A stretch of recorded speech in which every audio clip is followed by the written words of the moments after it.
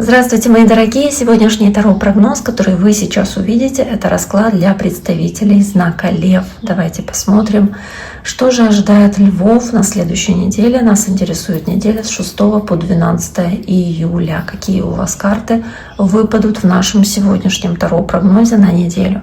Я напомню, что вы можете подписаться на мой YouTube-канал. Также можете оставить лайк или сообщение под этим видео. Кто хочет, может поучаствовать в акции, которая проходит на моем YouTube-канале. Условия акции в описании под этим видео, либо в закрепленном сообщении, соответственно, в моем комментарии. Итак, львы, давайте посмотрим, что же происходит у вас с понедельника по воскресенье, с 6 по 12 июля.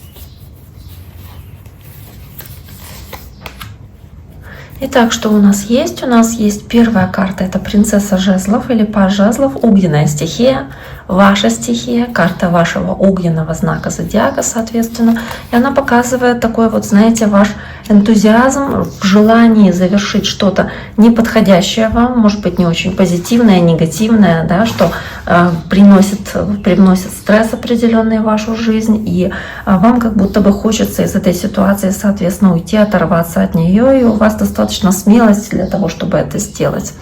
По карте паж жезлов, то есть достаточно энтузиазма, смелости, может быть, того задора, да, который позволяет вам по десятке мечей понять, что завершение чему-то пришло, что не устраивает вас, и у вас есть смелость развернуться спиной и уйти к чему-то более лучшему, то есть завершить какую-то неприятную историю для вас.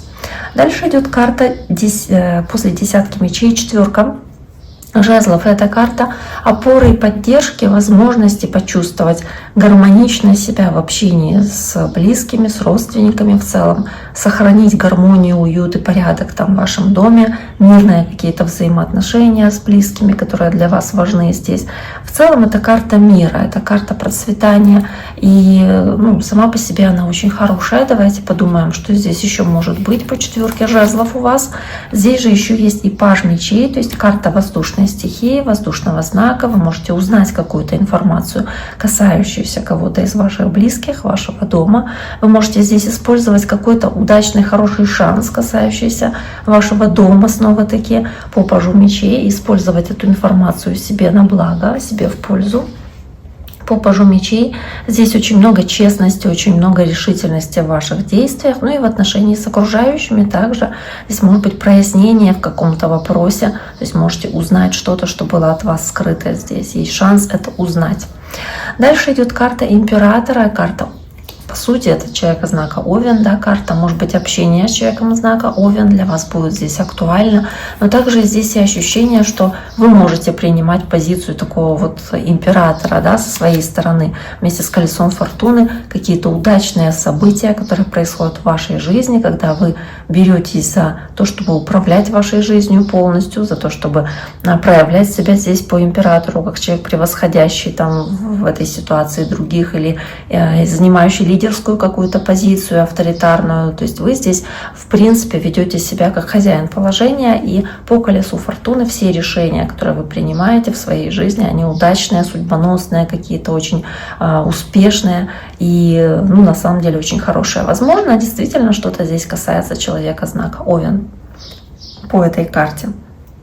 Карта туза жезлов – это карта нового начинания, и начинания, когда вы готовы вкладываться во что-то, потому что вы горите какой-то идеей. Это может быть ситуация, когда вы готовы к новым каким-то начинаниям и полны энергии, чтобы там вложить все свои силы в перемены, которые происходят в вашей жизни здесь. То есть здесь очень много возможностей у вас есть, чтобы, собственно, проявить себя по максимуму, для того, чтобы открыть какие-то закрытые двери, для того, чтобы начать делать первые шаги в реализации каких-то ваших задумок, идей, которые были ранее. И вот здесь вот у вас есть прям желание начать что-то делать, какие-то важные для этого есть события предрасполагающие. И давайте посмотрим на четверг. Также, кроме туза жезлов, у вас есть карта сила, то есть карта вашего знака.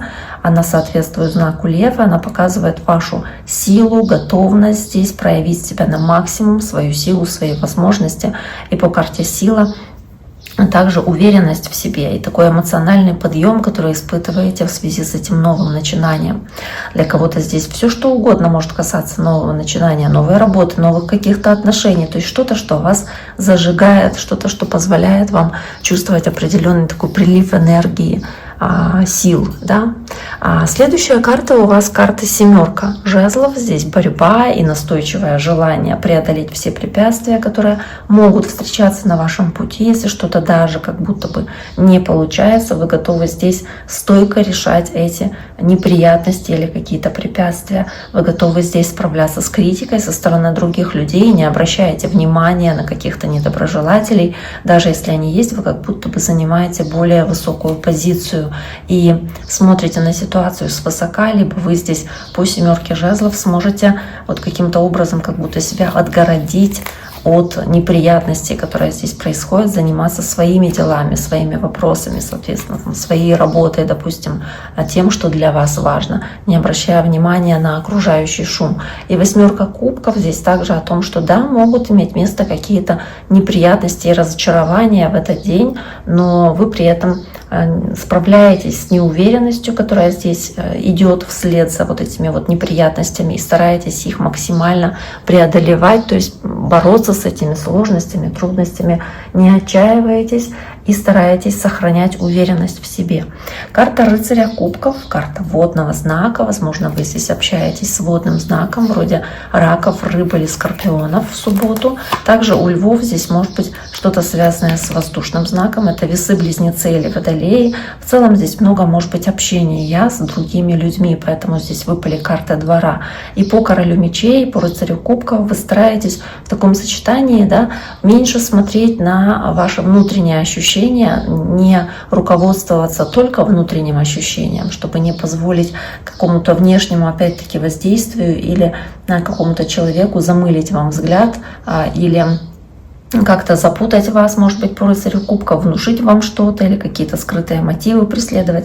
Вы стараетесь по королю мечей смотреть на ситуацию очень четко, очень логично, то есть, ну да, вот как будто бы оценивать ситуацию с точки зрения фактов, а не с точки зрения того, как вы чувствуете или какие эмоции, соответственно, испытываете.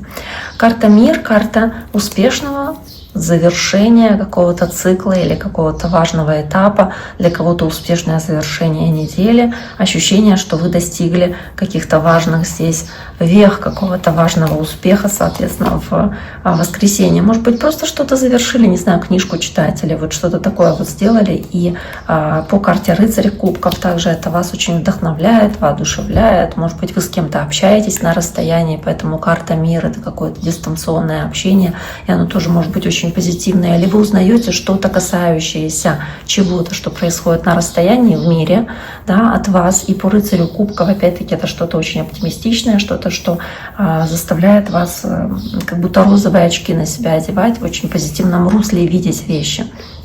Вот он, рыцарь кубков, сам по себе. Ну, итак, на этом я думаю, что мы сегодняшний таро-прогноз для представителей знака Лев завершим.